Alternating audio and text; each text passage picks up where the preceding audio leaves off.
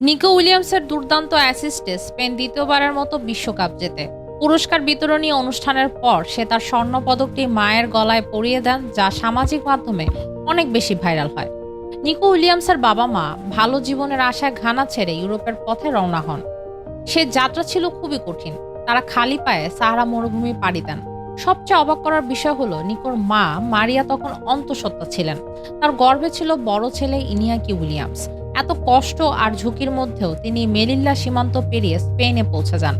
স্পেনেই বড় হয় দুই ভাই। পরে দুজনই পেশাদার ফুটবলার হন।